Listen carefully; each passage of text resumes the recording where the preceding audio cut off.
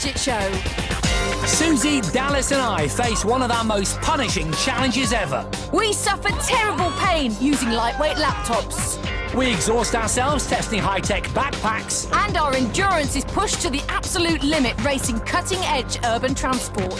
Also tonight, I finally get my hands on the new iPhone. Does it live up to the hype? And Dallas gets to grips with some extraordinary robots.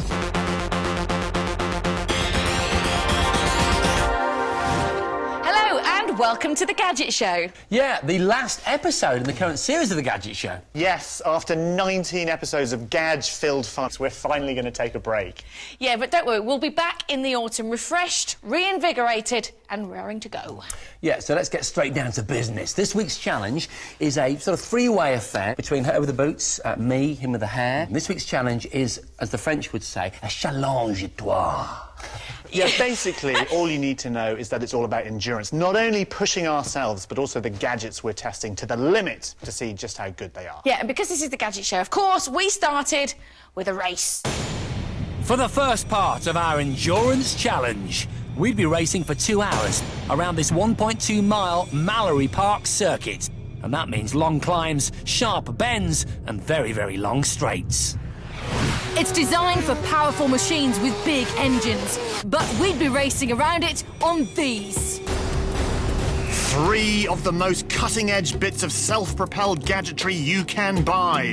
A longboard, roller skis and rollerblades. All hugely popular kit that we've never raced on the Gadget Show before. Our 2-hour endurance race would be the perfect test of this high-end roller kit, and this would be the longest and most gruelling race we'd ever faced.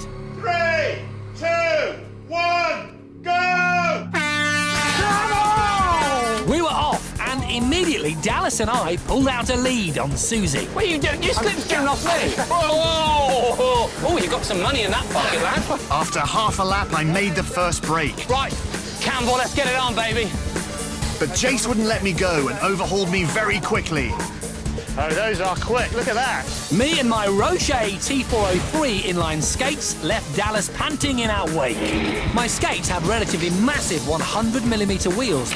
Combined with special micro bearings, they should have enabled me to travel further and faster with less effort. But as I reached the end of the long climb up the back straight, I was already exhausted. One of the things about inline skating is the fitness aspect. Right now I'm feeling that. I mean, they are exhausting. I really had to push it up that hill, but now I'm spent. If this is about endurance, I better pace myself. Jason needn't have worried. The long, sapping climb took it out of me too. And for lap after exhausting lap, I just couldn't close the gap on my roller ski. This is hard. My Skike roller skis are on-road versions of cross-country skis and have 2 air-filled 6-inch tyres on each ski. Roller skiing is actually a great low-impact exercise and really builds stamina. It's just unfortunate that my stamina hadn't been built in advance. You know what it reminds me of? If you're on a skiing holiday and you run out of steam and you've got to push yourself all the way to a lift. Oh, that's what it feels like. For lap after lap, we held position. Jason out in front, Dallas in second, and me in last place on my loaded Dervish Flex 2 longboard, an extra-long skateboard built for cruising at speed. The board is made from bamboo, which makes it very flexible. And because the trucks are mounted actually through the board, that makes the whole thing very low and very, very stable. A tiny little bit of weight transfer makes a massive difference. On this board, you can really carve turns so beautifully. The race went on, and as it reached its climax, all of us were getting horrendously tired. I don't know how many laps I've done, but I'm reaching the end of my endurance. Oh, this is killing me. Finally, as we got close to the 2-hour mark, the pace picked up. Susie and I had one more lap to catch Jason. But I was dog-tired, and that meant mistakes. Ow! And it wasn't only Susie kissing the tarmac. This was my chance, and I took full advantage of Jason's fall. If I could just stay in front to the top of the climb, it would be a downhill cruise to the finish line. Jason's coming, oh God! Oh, get back! As the boys fought it out, I was planning an alternative route to victory by cutting out the climb. I'll just run up there, get a bit of speed down, no one will know. As Susie cheated, I edged past Dallas again. Now all I had to do was stay upright, and victory would be mine. And And despite my blatant cheating, Jason's straight-line speed was too much for me. He swept down the hill and straight past me. Yeah! I'd won! I'd claimed a dubious second. And I was planning a steward's inquiry. Can we say the cheat We word? can say we cheat. that? Let's say it. Cheat. The reason why I cheated was because you two sped off, left me behind. I was quite slow on this, and I wanted a bit of the banter and a bit of the action. That's too bad. It's So an you cut the endurance corner. test. Yeah, so what? Doesn't matter. You were looking good, though, on the old I one. really loved it, actually. I'm not a boarder, so it took me a little bit of time to get used to it. But cruising along, it's really flexible. I thought it was wonderful. What about your skatey things? I love these sort of cross-country ski things. I think these are absolutely fantastic. If you're training for skiing or whatever, you just want to get fit, these are really, really good. I mean, it does feel like you're on skis in that sort of skating motion. Fantastic. Great And stuff. your These are skate- no street skates, these. They are purely for going long distances quickly and easily. But if that's what you're into, I don't think you can go far wrong. Well, you proved it right because you won the race. Yay! You came second and I came last because I cheated. I don't care, though. I loved it. Coming up, Jason gets his new iPhone 3G. But is it all it's cracked up to be? Find out straight after the break.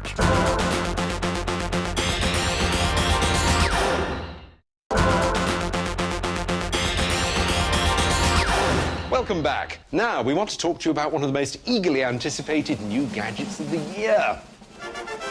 Ladies and gentlemen, the new 3G iPhone. Look at that. I was a big fan of the original iPhone, but the new one, which promises third-party applications via what they call the App Store, assisted GPS and, of course, push email, is clearly an effort on Apple's part to try and grab themselves a big chunk of the lucrative business market. But is this new 3G iPhone actually good enough to do it? Well, to find out, first of all, we had to get our mitts on one. Yeah, and for that we needed someone stupid enough to get up at the crack of dawn and stand in a very long queue. And that person was me! 5 to 8 in the morning, 5 minutes to go to the launch of the iPhone 3G. And because I'm first in, I might just get one. I was in one of hundreds of queues across the country, and people had been waiting nearly 4 hours. So, as the shutters went up, I was pretty excited. Hi. 16 gig, please. Yeah, it's right Thanks. here. Oh, thank you, sir. Love you, man. It's so emotional. Oh, can you feel the pressure building? And then the release. Oh, I like it, I like it. The curve works, the curve works.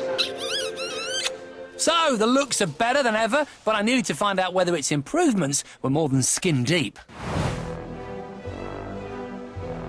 To discover its business appeal, I was joined in Canary Wharf by John, who'd brought along one of the iPhone's chief rivals.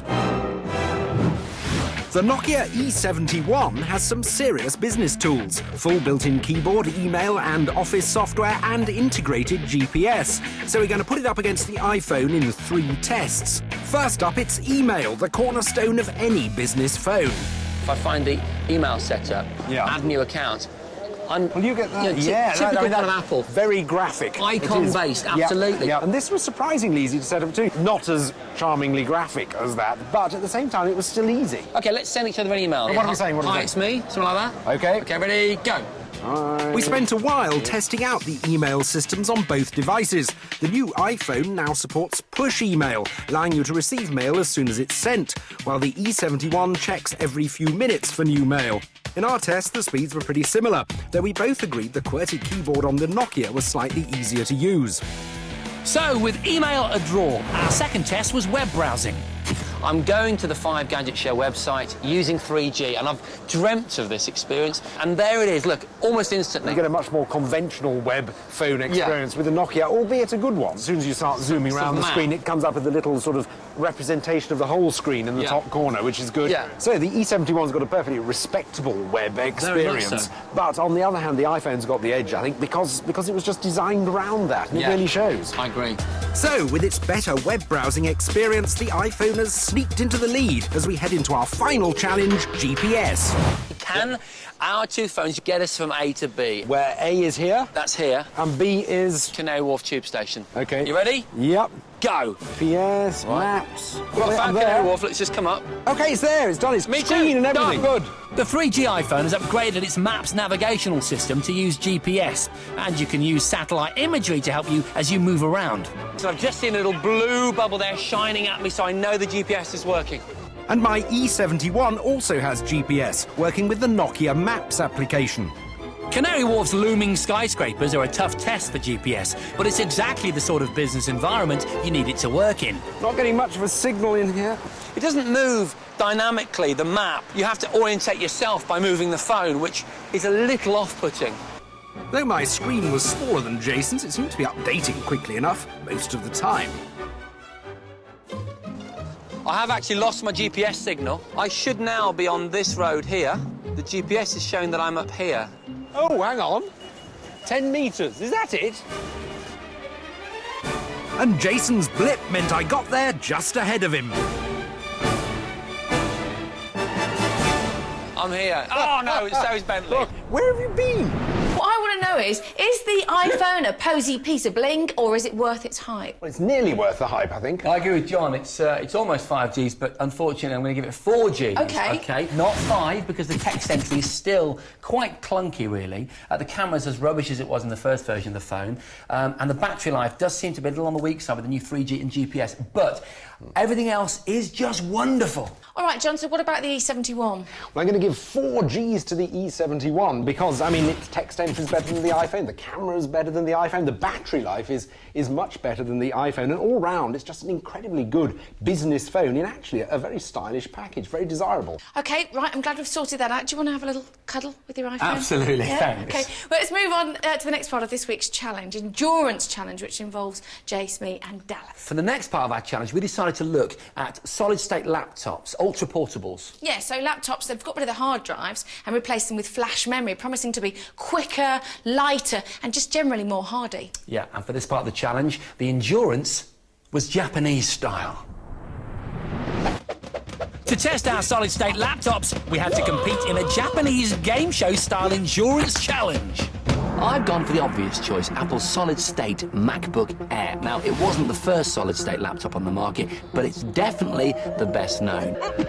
I've got the Toshiba Portagé. It's tiny, it weighs virtually nothing, and can come with a very impressive 128-gig solid-state drive. And I've got the new Lenovo ThinkPad, which is crammed full of tech, including a DVD drive, which none of the others have. Test 1 would be for speed. To test the speed, we had to boot up and access our pictures on Adobe Photoshop. The quickest would be the winner. Come on, ThinkPad. Come on, Toshiba. Think. OK, the ThinkPad is not thinking. Yes, it is. It's thinking. Solid-state drives are supposed to be up to 60% quicker than normal hard drives, as they don't have to spin up to speed to find the data. On my desktop already! Plus, me and the Air had the advantage of the fastest processor of the three at 1.8 gigahertz. Double-click on the image, Photoshop is booting up. All in all, I'd got the photo up and running in just 48 seconds. I'm done! Double-click on image. Come on, Toshiba. While Jason was smug in his victory, my ThinkPad was chugging along with its 1.2 gigahertz processor. Still, I had my photo on screen in an impressive 1 minute 35 seconds. Stop! I've got it! Despite having the same 2 gigs of RAM as the others, and being slightly faster than Dallas's with the 1.3 gigahertz processor, my Toshiba had real trouble booting up Photoshop. Any second. It's going to happen. That's it's ages. going to happen. In the end, it took me a whopping 3 minutes and 14 seconds to get my pic on the screen. Yay! I'm so lost. And so for me and Dallas, that meant punishment time. We'd got a mixture of jelly beans flavoured to taste like rotten eggs, nappies, earwax or vomit. Nice.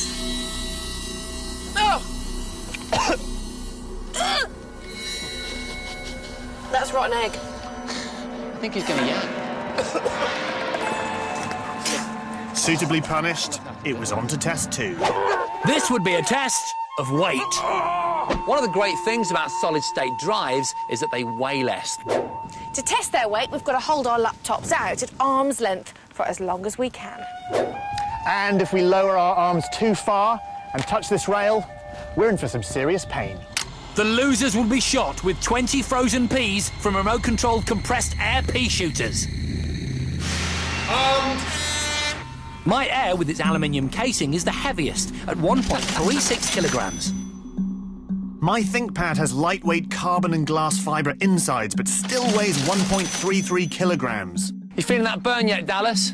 But my magnesium alloy portagee is far and away the lightest. Just 799 grams for this 64GB version. This is so light, it's like a piece of paper. Dallas is definitely weakening. I can see that I'm wobble. not going to lose this. We all held on for over 8 minutes. Try doing that with a normal laptop. We'd proved they were light. Now it was a battle of wills. Unfortunately, I was first to crack. Ow! Ow! Ow! That was really sore. That looked like it really hurt. I love this. Seeing what happened to Dallas reinvigorated us. Please don't let me lose this. Of all the challenges, that looks so painful. My arm's killing me. Oh, I'm serious.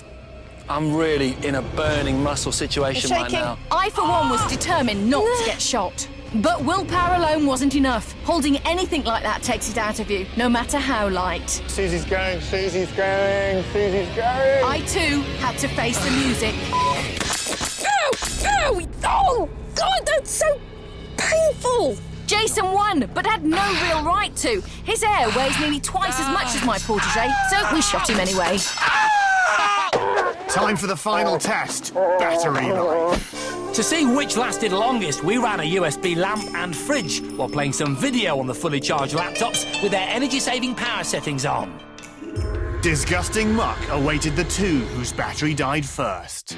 The lack of moving parts in solid-state drives make them less thirsty for power, although that's offset by smaller batteries in these lightweight machines. And as the most lightweight, I was in trouble. After just a few minutes, my battery was telling me it was only good for 1 hour, 16 minutes. OK, battery check. 2 hours 14. 2:14. 221. 2:21. Oh, dear. This is a worst-case power drain scenario. Normally, you could get the most from your battery by closing down any programs you're not using, unplugging any power-sucking USB devices, and using the power settings to bring up your screensaver after a minute of non-use.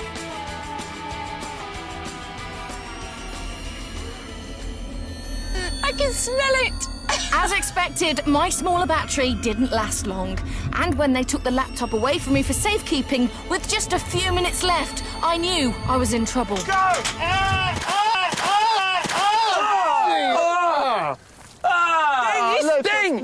She may have smelt worse than usual, but one of us will be joining her. It was just a question of who. The time ticked by, the battery drained away. The end drew nearer. It's not looking good. I've only got 3 minutes left. I've got 10. I knew I was done for. Oh, don't turn my laptop. Oh, Take the blows, oh,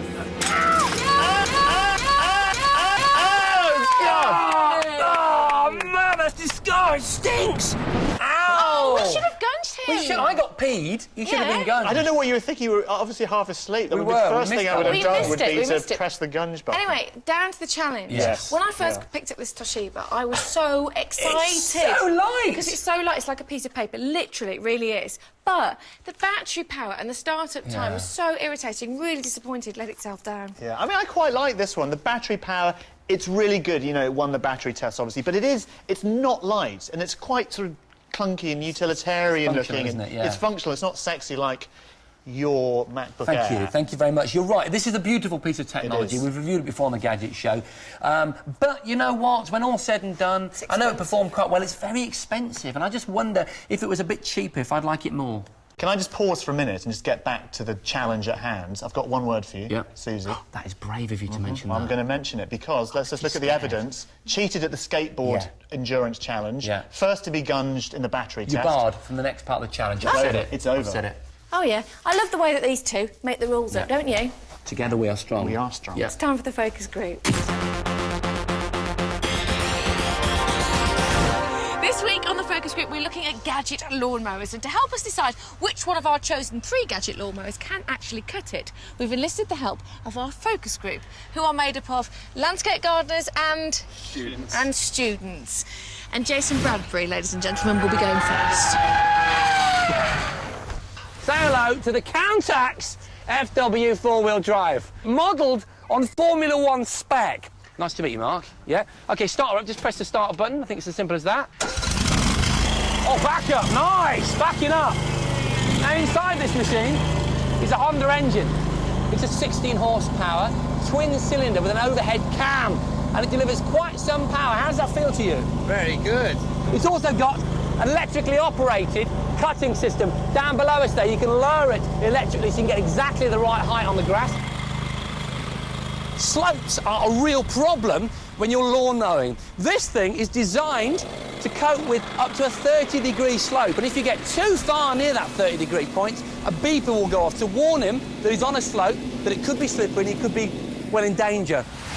Now, in my corner of the delightful Birmingham Botanical Gardens, I've got this, the Bosch Rotac 37Li. Li stands for lithium-ion, which is the nature of this particular very compact battery unit that powers it.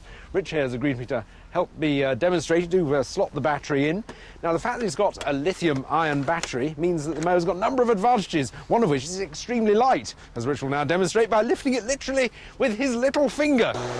Charges up in about an hour. That's enough for 25 minutes of running time, which should cope with most lawns. So, very light, very compact, and best of all, it costs just a penny an hour to run.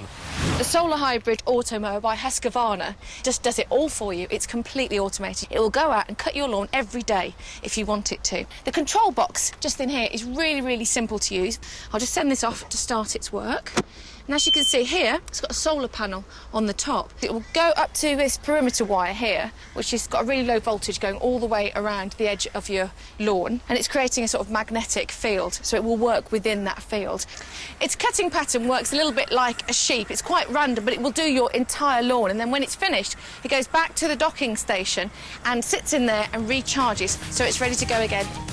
We then left our focus group to prod, poke and cut some grass with the mowers so they could all decide which was their favourite. It's a great, big, expensive toy. It's not for me. I love it. OK, guys and girls, it is now decision time. I think we've got 3 fantastic lawnmowers here today, but you can only choose one of them. So if you'd like to choose my Countax Williams sit-down lawnmower, then please raise your hands high. Oh, look at the testosterone kicking in there. 3, 4, good start. I could have predicted that. OK, what if John's is more your scene, the Bosch with the lithium-ion battery? Raise them high if that's your choice. Very popular choice. 1, 2, 3, 4, 5. Yeah, very, very good. It's not looking very good for me, though, It's is it? not. What about the Husqvarna auto mower? What about lazy mowing? 2. That's all right. Close result, though. It does show that we've got 3 fabulous lawnmowers this But week. the winner this week is John's Bosch. With his Bosch! Hurrah! Right, time for another short break now, but after that... Dallas travels to the States to meet some quite extraordinary robots. Believe me, these things are scarily clever.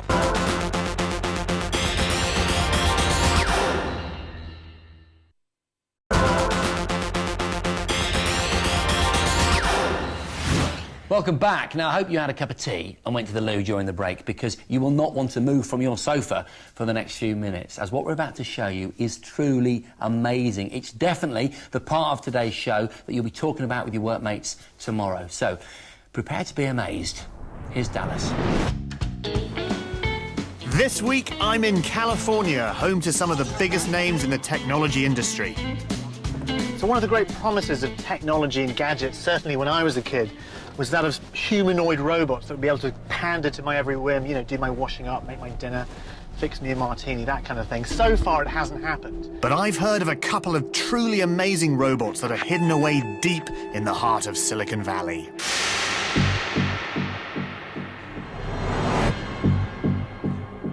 This is Dexter. He's 5'10", weighs 135 pounds, and has similar taste in shoes to me. Dexter is at the forefront of a new robotics revolution. He's just one of a whole new generation of robots that have been designed to mimic the way that humans move. He's the brainchild of a company called Anybots, run by a team of super boffins. What is it about Dexter and the way he moves that's different to the more kind of traditional humanoid robots that we might see? Most of them have a fairly pre-programmed gait, so they know exactly when they pick a foot up where it's going to go down and where the next foot's going to go, and they can plan it many steps in advance. Dexter's working it out every step. When he picks a foot up, he doesn't even know where it's going to come down. And that's why it looks more like a kid learning to walk. Dexter's powered by compressed air cylinders. He's got 12 of them in his legs. We chose those because they behave a lot like muscle. They have the same kind of strength, same kind of fluidity and springiness. How can he actually stay upright without falling over? Dexter's got a gyroscope in this little black box. So this is, I guess, a bit like the kind of inner ear of a human being. Which It is. It runs on a similar principle. He has some of the same problems that humans have. If we spin him around a few times, he can get dizzy and walk in circles. And those white cords aren't holding him upright. They're just keeping him safe if he does fall. But even though he does trip up sometimes, what's so amazing about Dexter is that all of his walking and his balance is learned. He has pressure sensors in his feet, and when he takes a step, the data is sent to a computer on his back. He analyzes the data and decides what to do next, which means that he is constantly teaching himself how to walk. He has to think about it 100 times a second to try to just stay upright. Dexter's balance means that he is able to do something that other robots can only dream of. And that's jump. He propels himself into the air, and when he lands on his feet, he regains his balance. Anybots also has another robot in development. Meet Monty. He's 5'7", weighs 160 pounds, but doesn't walk like Dexter. Instead, he gets around on a Segway-like chassis. Monty has only one mission: to pick stuff up. A claw on one hand and 5 articulated digits on the other, he's not necessarily the most gifted of waiters. Now, before you get too excited, Monty is actually controlled by a very handsome young man over here called Benji, who controls him using a special glove, and he can see exactly what Monty's seeing here, controls Monty's movements with his here joystick, and the backpack here, if you stand up, Benji, and can you see that if you sort of bend over, as Benji moves, Monty moves as well. So he's not completely automated like Dexter was, but nevertheless, incredibly fantastic. Can we do an arm wrestle? Okay. Robot must not win! Robot taking over planet! Oh no, that's cheating! Do you think I could have a go? Is it quite easy? It's very easy. You just do what you want him to do and he does it. I got kitted up, ready to take control. I don't think they actually want me to do this. I'm getting lots of words of warning, but I'm gonna have a go anyway. I'm wiggling my fingers and the fingers move. Wow, that is really weird. My first task was to try and get Monty to pick up a cup. All right. Try closing your hand now. Oh, almost. Oh, that's the wrong button. That was the off button. Oh! Almost. Oh. Yes! Yes! Fantastic. In the future, Anybots hope to put Monty's body on Dexter's legs. The finished robot will be able to perform a huge number of manual labor tasks and could change the lives of people all over the world.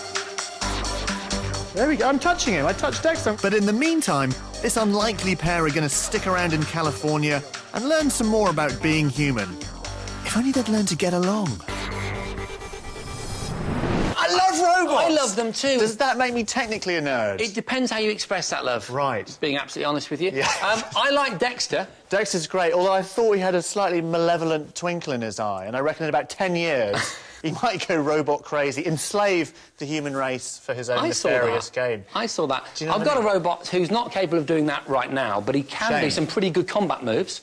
You can buy him now. He's Japanese. Great. His name's KTX. He's very inexpensive, £600. Now, you're a bipedal robot expert, I am. Well, not an expert, but I'm a collector. Fan. I absolutely love them. And what's keeping him upright? Has he got a gyroscope or anything Basically, like that? he's not got a gyro, but he's made of servos, OK? His body is basically a series of muscles all joined together.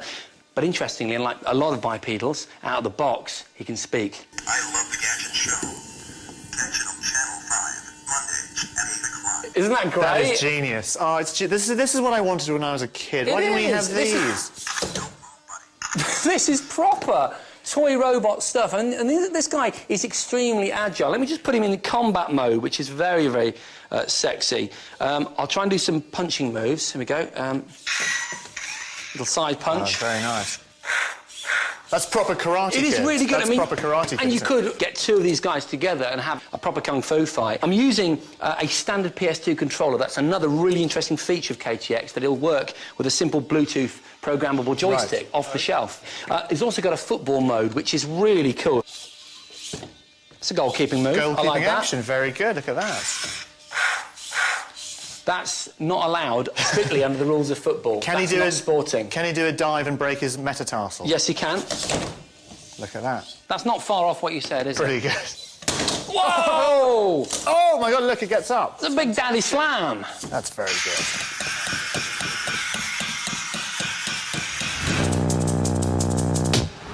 Right, moving swiftly on. Now it's time for this week's top 5. You may or may not be aware that this is the last show in the longest run of Gadget Show programmes we've ever made. Yeah, a total of 19 episodes in which we've featured 568 different gadgets. Wowzers, that is a lot of gadgets. Wowzers? But which ones are our favourite? Prepare to find out.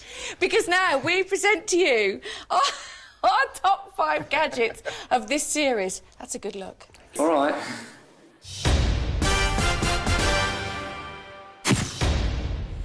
At number 5, this is my choice. It's the SteriPEN, and basically it's everything a gadget should be. It's neat, it's cool, it's very clever. The idea is that it will purify any water you come across by zapping it with UV light and stopping you from dying. I tested it in the company of survival expert Mike Hawke. It's advised that you only use it with running water, but its manufacturers did tell us it would be OK to use with standing water, as long as we filtered out any sediment first. So once Mike had done that thing using my sock, I tested the pen. Oh, God, it's disgusting. OK, so it didn't taste great, but I'm still alive, and that's the important thing. So this is why the SteriPEN is our number 5 gadget. In 4th place is this Sony OLED, or Organic Light Emitting Diode TV. OLED TVs are so good, they look set to make plasma and LCD TVs history. The contrast is superb, the colours are extremely rich, they deal with fast movement very well, and they're amazingly thin. Plus, they're much more energy efficient. At the moment, this Sony is just an 11-inch, but there are models in development of up to 40 inches, and they should hit the market in the next few years. I can't wait. And number 3 is this, the Blur Power Kite. It introduced me to a new sport, and I absolutely loved it. I thought it would be really difficult, but I got the hang of launching kites after less than an hour. It was just tremendous fun harnessing all that wind energy to power our kite buggers across the beach. Fantastic. At number 2, our second favourite gadget is the power plate. Now, I used this for 6 weeks under a strict training regime as part of the Body Brain Challenge that Susie and I did, and I've got to say the results were remarkable. The concept behind it is very simple. It uses vibration to throw you off balance up to 30 times a second, during which simple exercises like these lunges or sit-ups or press-ups become incredibly intense. It had great effects for me. I truly was amazed at its ability to make me fitter. I also love its design, but the thing that most impresses me about the power plate is that it's a truly innovative piece of technology. So what is our number 1 favourite gadget of the series? It is Rock Band, the most fun game to come out this year, and we have all fallen in love with it.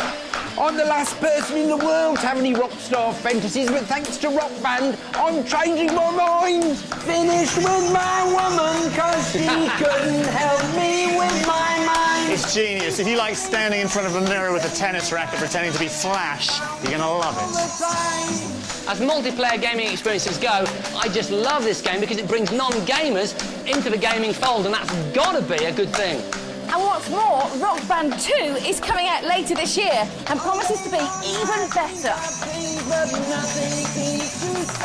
But the best thing about this week's Top 5 is that you can own them. Yes, you can have them in your house if you enter and win this week's extraordinary competition. Yep, we've got a bit of a tradition on the Gadget Show. At the end of the series, we give away all the gadgets we like. Yes, all of them. And this series is no different. Yeah, apart from the fact that this is our biggest prize fund ever, because this week we are giving away 101 gadgets. Yep, we've gone to the ton and then one more. You better listen carefully as well, because we're going to go through it extremely quickly, so there's still time for the rest of the show. Oh, yeah! This week, you could win A SteriPEN handheld water purifier, an 11-inch Sony OLED TV, a Blur power kite, a Mi-5 power plate, and a copy of Rock Band, complete with all the peripherals and an Xbox 360, and a brand new iPhone 3G, a Samsung virtual trainer, a Jammo DMR45 virtual surround sound system, a pair of Mordant short speakers, a 50-inch plasma, a 32-inch LCD TV, a Nintendo Wii and Wii Fit, and a DS Lite, and both brain training games, a PS3 and a PSP, a pair of Roche T403 inline skates, a GoPed Trail Ripper Quad, a Canon EOS 450D digital SLR camera, and a Panasonic compact digital camera, a Sony PRS 505 e-reader, a Berghaus Bioflex backpack, a Kayam Igloo tent, a SatMap handheld GPS unit, a Sony HDR TG3 high-def camcorder, a high-end desktop PC, a MacBook Air laptop, and an Epson photo printer, a pair of Canon 10x42L ISWP binoculars, a TomTom in-car sat-nav, a Breville Blue Ice 2-slice toaster, and a Jura F70 coffee machine. all our top 5 frisbees, All of our top 5 office warfare gadgets, all our top 5 water pistols, and all of our top 5 summer holiday gadgets. a Pyromac gaming chair, A Blu-ray player and 5 Blu-ray discs, a B&W Zeppelin iPod dock, and an iPod Touch, a Seahawk rugged suitcase, and a Slapper Hardbody Pro laptop case, all the computer games we've featured or tested in this series, a GorillaPod tripod, a Yogi Gatekeeper Pico, and a pair of Wiley X SG1 sunglasses, a pair of Skull Candy MP3 headphones, a V-Beat air guitar, a spiky Wi-Fi robot, an underwater pogo stick, a Mindlab Explorer SE metal detector, a Force FX lightsaber construction set, a pair of Yukon Tracker night vision goggles, a dirt surfer, a Burton Audex jacket, and a flying Z Flyer hand command flying astronaut, a Marin Northside mountain bike, a Tefal Actifry, an iRobot robotic mop, a Trilobite robotic vacuum cleaner, and an Eco kettle, and an Alert Me Home security system, and a Mini Cooper Monte Carlo XB Pro radio-controlled car, a Philips wake-up light alarm clock, a pair of Scarpa SLM3 boots, a pair of Shaw SE530 earphones, a Coleman Road Trip Pro barbecue, an Oregon Scientific home weather station, a Solio Solar gadget charger, a year's free subscription to Sky's full HD package with dish and decoder, a year's free broadband at the best speed we can get where you live, and a suitable Wi-Fi router. £50 worth of free calls every month for a year on the 3 network, along with a Sony Ericsson K660i mobile phone. And a cuddly toy with a hidden security camera in it.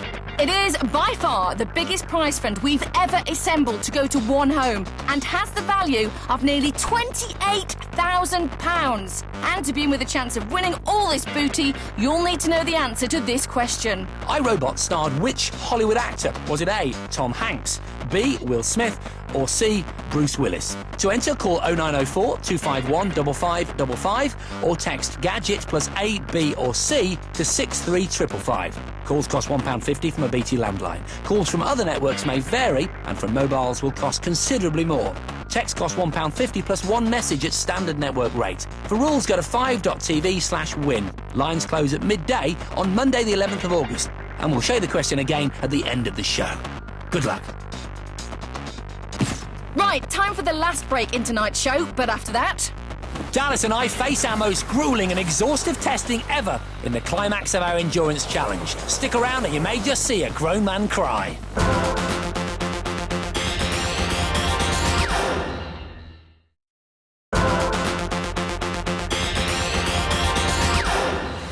Welcome back. It's time to move on with this week's endurance challenge. Now, you'll know that in the last part, Susie was knocked out. So, as we now move to the third and final part of this week's challenge, it was down to Dallas and I and some extremely hardcore Gadget backpacks.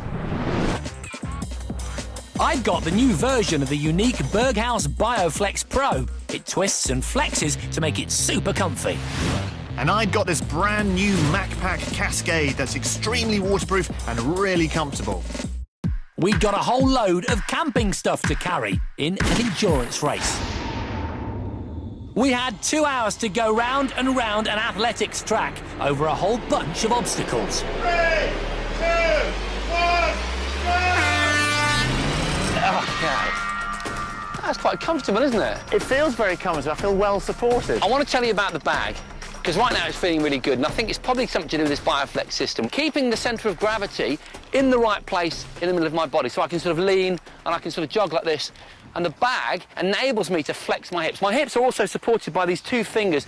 The idea of that is it enables you to translate all of the energy down into those powerful muscles in your legs. It's clever stuff. The great thing about the MacPack and what makes it so comfortable is that these hip fins are situated about 2 or 3 inches higher than a traditional backpack, thus spreading the load much more easily and giving your bum a lot more room to wiggle. But we were just getting going. Next came the obstacles, and carrying 15 kilograms of kit meant our bags would really have their work cut out.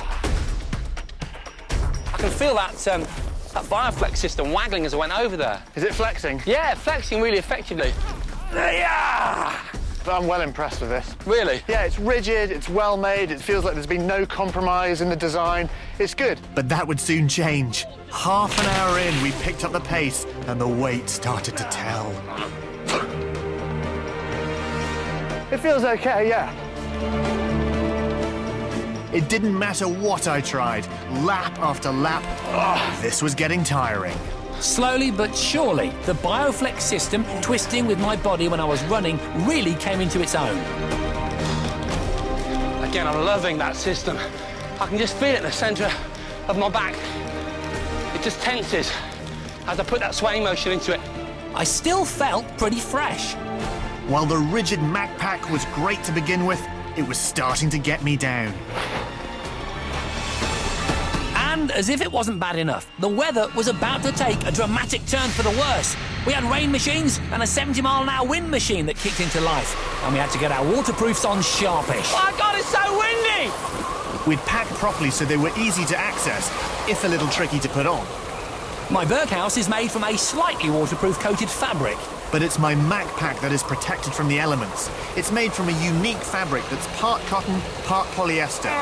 It's really strong, but also really waterproof. That's ridiculous! When the fabric gets wet, the material swells, closing any porous gaps and keeping the water out. Back's fine, but it's so bloody heavy. The load bearing wasn't bearing as much as I'd have liked. Jason was getting away.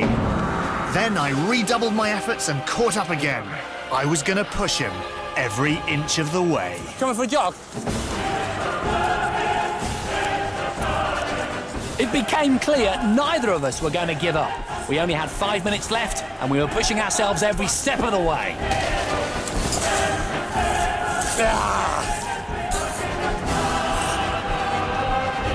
I just took victory, leaping into the water as the clock struck.